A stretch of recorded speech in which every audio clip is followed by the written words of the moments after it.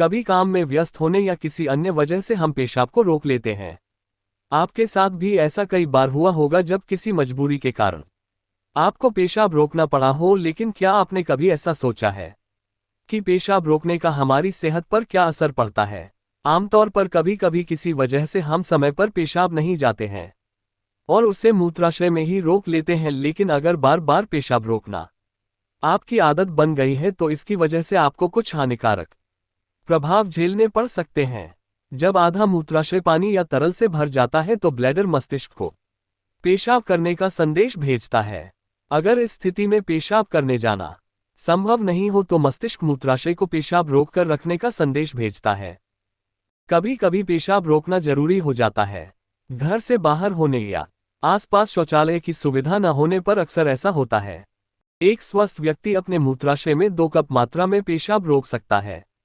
2 साल तक की उम्र के बच्चों के मूत्राशय की क्षमता 4 औंस होती है और इससे अधिक उम्र के बच्चे 10 औंस पेशाब अपने मूत्राशय में रोक सकते हैं। आपके सामने भी कभी न कभी ऐसी परिस्थिति उत्पन्न हुई होगी जब आपको पेशाब रोकना पड़ा होगा। पेशाब रोकने का असर आपके शरीर पर भी पड़ता है।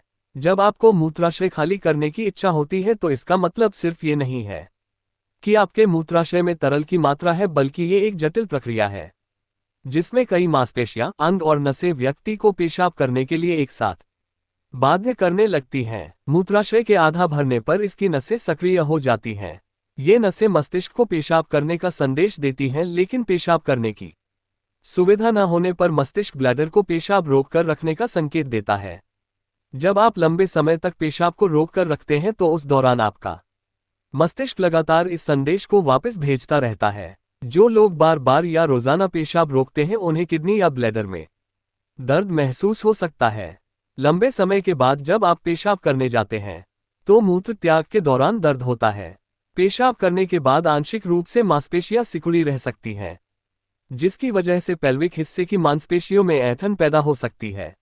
कुछ मामलों में लंबे समय तक पेशाब रोकने की वजह से कई तरह के बैक्टीरिया होने का खतरा रहता है। ये बैक्टीरिया मूत्र मार्ग में संक्रमण का रूप भी ले सकता है। लोग पर्याप्त मात्रा में पानी या तरल पदार्थों का सेवन नहीं करते हैं, उनमें भी यूटीआई का खतरा ज्यादा रहता है, क्योंकि इनमें मूत्राशय द्वारा पेशाब करने का संकेत शरीर को बहुत कम ही दिया जाता है। इस वजह से मूत्र मार्ग में बैक्टीरिया हो सकता है जो कि संक्रमण का भी रूप ले सकता है।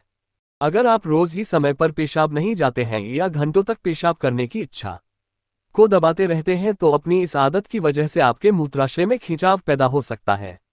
इसके कारण ब्लैडर को सामान्य रूप से पेशाब करने में दिक्कत हो सकती है। ब्लैडर में खिंचाव होने की स्थिति में कैथेटर के जरिए पेशाब को निकाला जाता है। अगर आप रोज ही समय पर पेशाब नहीं जाते हैं या घंटों तक पेशाब करने की इच्छा को दबाते रहते हैं तो अपनी इस आदत की वजह से आपके मूत्राशय में खिंचाव पैदा हो सकता है।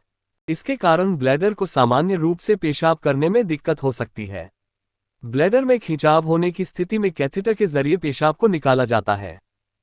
जो लोग लगातार पेशाब रोक कर रखते हैं उन्हें पेल्विक हिस्से की मांसपेशियों में दर्द महसूस हो सकता है।